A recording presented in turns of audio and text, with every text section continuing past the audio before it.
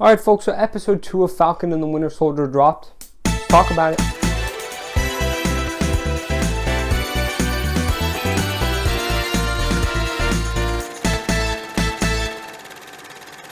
So this intro is quite interesting because of course you start off with John Walker, the US agent is his comic book counterpart name, I believe. And it sort of does what I mentioned in my last review, that the Flagsmashers are being set up to be a sympathetic villain, which are often the best villains. You understand their motive, you may even partially agree, not with the motive, with the end goal, but you don't agree with the motive. You don't agree with the means they're using to justify that end. Flagsmashers, of course, are an example of that. You have like Thanos, a traditional example of that.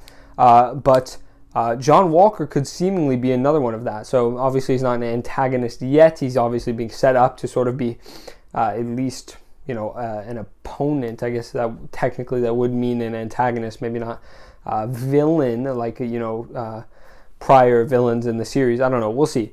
But he is at least being set up, at least I personally, I feel like I understand. He is trying to be good, it seems like. That may vary later, but it seems like he is trying to fill this legacy, these shoes that obviously people are going to have a hard time embracing him. Most of all, people who knew Cap, like Falcon and the Winter Soldier.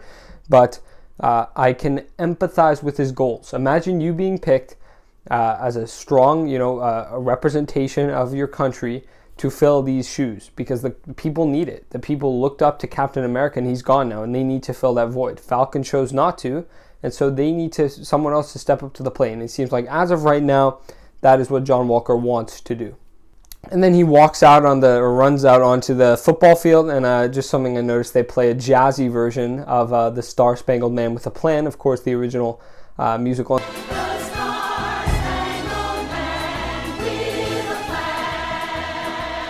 And then they also talk about it in the locker room, about how Cap is sort of a propaganda tool. That's how he started, and he always sort of needs to be the symbol as well as a hero. Obviously, he evolved from the symbol to the hero, but he's mainly, that symbol's important. And so John Walker does that, and then they play the song as he walks out in the field and does the interview. And as I mentioned, Bucky and Sam are understandably upset. So while I understand John Walker's reasons for wanting to take it up, I don't hold it against him again yet. That may change. But I understand also why Bucky, and specifically Bucky, because he is mad that Sam made the decision to give up the shield, but also Sam, because it was his decision to make, first of all. No one else gets to make that decision. It's him. And he felt he was doing the right thing. He didn't know what the aftermath would be. And so both of them have a right to be upset. So in this episode, Sam and Bucky finally get to meet, and the chemistry is great. We anticipated this like a buddy cop almost, and it's some of the best. I assume it'll be some of the best parts of the show. Maybe the greatest chemistry between any two characters in the MCU. And then I don't remember if we saw it last episode, but Bucky's arm, of course, is different. I'm wondering, did I forget where he got it from? It wouldn't have been in Endgame. I believe he had the one from Wakanda, which does not look like this one. And so he got it sometime after. I don't know. How are the Flagsmashers strong? Because they mention, they obviously have powers. They talk about Super Soldier, and then they allude later with Isaiah that the government seemingly conducted experiments to create more super soldiers, and Isaiah, was one of them. But these people seem young, they're not as old as Isaiah, and so I'm curious, did they get their hands on maybe a government super soldier serum or something different? Did they steal it? I don't know. Did they have it during the blip? We shall find out. I actually just sort of made the connection while saying that. I was about to talk about, not about to, but in a bit I was about to talk about, I'll talk about it again later, I'll bring it up. But the guy the girl gets a text, the Flag Smasher girl gets a text from someone about her stealing something, and now the guy's going to kill her. Or, someone wants to kill her because she took something. I'm wondering if maybe they took the serum from someone, and now they want to get revenge. I don't know.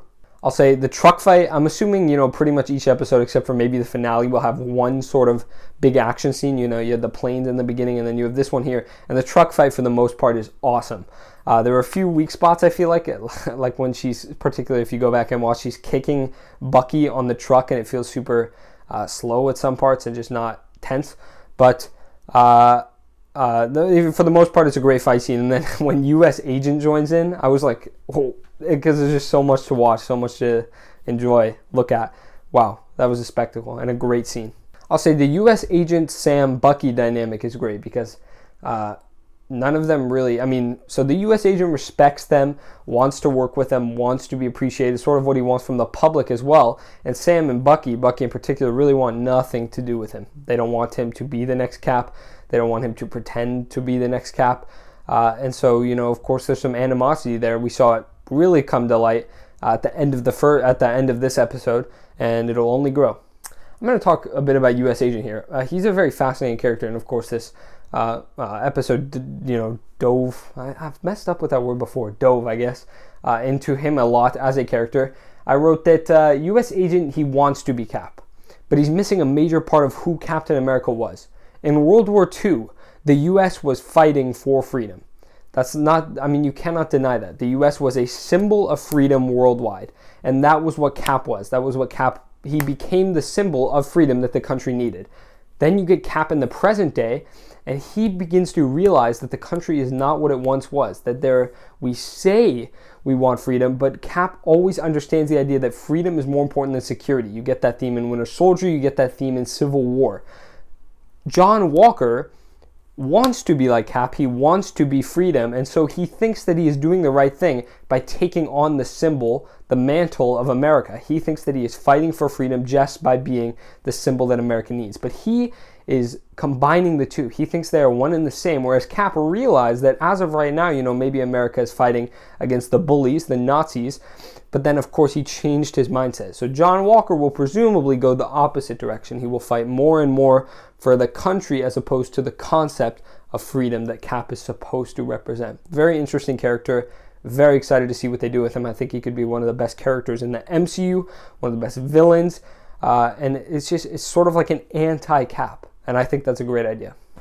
You had the GRC name dropped. I made sure to look it up after, and apparently it's sort of a committee of sorts that is placed in charge of helping those in the blip get back to normal society.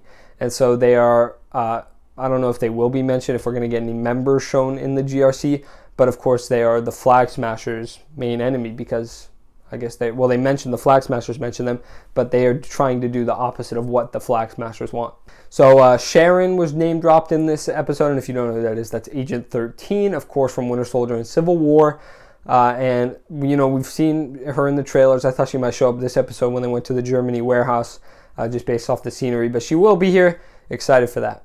And so I didn't talk about last episode, but this series is obviously trying to dive into racism, specifically with Falcon. And last episode they did it with the bank loan, and this episode they did it with cops, of course.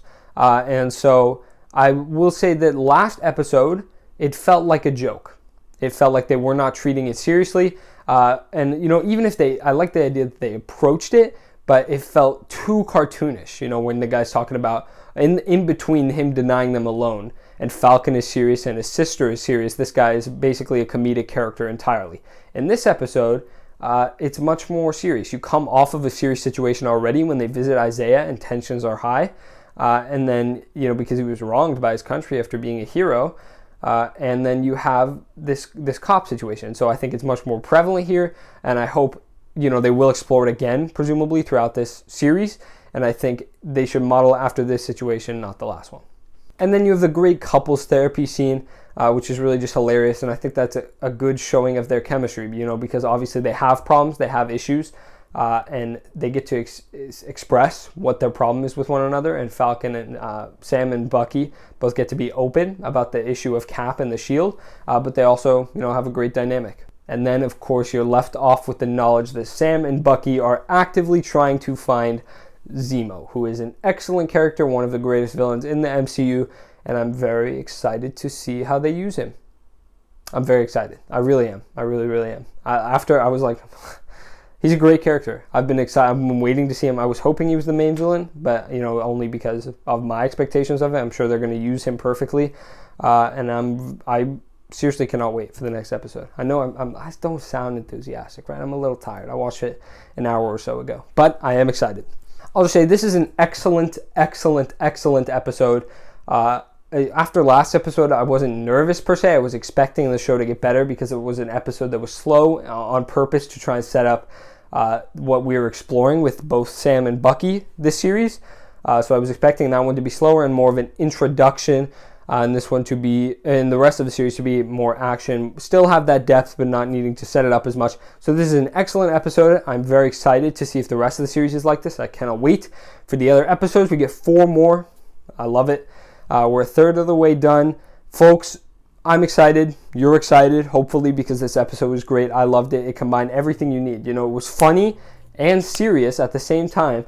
And there's also, you know, intrigue there. You still have that mystery. And there's a lot of character depth. More than, you know, a lot of other movies, shows we've got so far. It may, by the end of the series, have the most exploration of characters than any other project in the MCU. And I love that. All right, folks, so that's it. I've been EDPC Reviews. You have been amazing. I'll see you in the next video. Bye-bye.